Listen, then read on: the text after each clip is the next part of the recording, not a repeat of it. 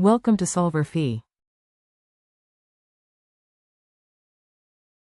We're told that the cover for a half-meter diameter access hole in a water storage tank is attached to the tank with 4 equally spaced bolts as shown.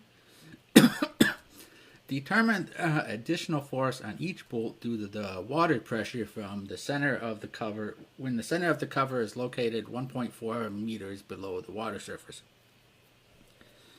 All right, so here's our the inside where the pressure is acting, and then we have this outer flange here, and then bolts attaching it to the tank.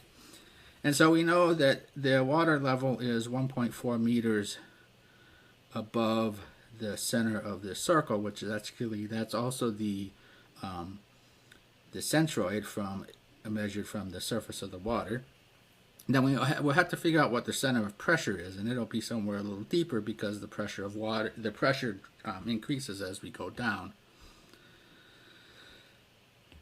So the resultant force is the density of water times gravity, or 9,820 newtons per meter cubed, and we have that is then times the centroid times the area of this, and so we have all those numbers, so we can figure out what that resultant force is. And that is 2,696.7 newtons. Now we need to figure out where that force acts. So it acts at a position y sub p, so the center of pressure, and we can get that by using the formula we're given. So the area moment about the x-axis, which is the top of is at the water level, divided by the distance to the centroid from the water level times the area over which the water is acting, and that we get after we figure out what the area moment is about this axis. So that's the area moment about the centroidal axis plus the area times y bar squared. Okay, so we can plug it. We have all these numbers. We can plug them all in, and we get 0.388 meters to the fourth. And so now we have everything. Everything here. We have this, and we have this, and we can figure out the center of pressure is at 1.41 meters. So about what is that? 10 centimeters, a little below here.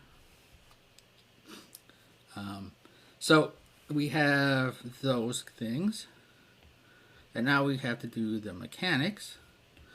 And so we have 2 bolts here and 2 bolts here. The 2 bolts at this level are going to have the same force value, and the 2 bolts at the bottom will have the same force value because they're at the same level. We have the resultant force from the pressure here acting at a distance yp down here. These bolts are at 45-degree angles. Right. So this distance here is r2 times sine of pi over 4. And then we know that the sum of these forces, 2Fa plus 2Fc, must equal this for this to be in equilibrium in the horizontal direction. We also know the moments. This moments about, well, given any point because it's in equilibrium. I pick point A, have to be 0.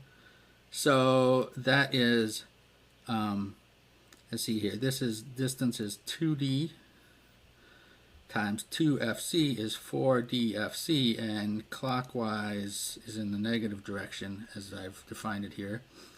And then this, we have the resultant from the pressure. And now it acts at, we need to figure out what the moment about about point A is. And so that is D plus YP minus Y bar. Okay, so how we get that? So we have y bar, and we subtract off, basically we get this piece plus this piece, right? So this is yp, y minus y bar, and this is d. So that's what that distance is. And we can plug in our values, and we took moments about this point, so FA didn't show up in here, so we can find FC, and it is 707.4 newtons, and it is also equal to FD, the bolt on the other side at the same depth. And once we know that, we can plug it back into here, and we can find out that FA is 640.9 newtons. And this is what we'd expect, that we would expect that there needs to be that these bolts down at the lower bolts would need to carry more load than the upper bolts.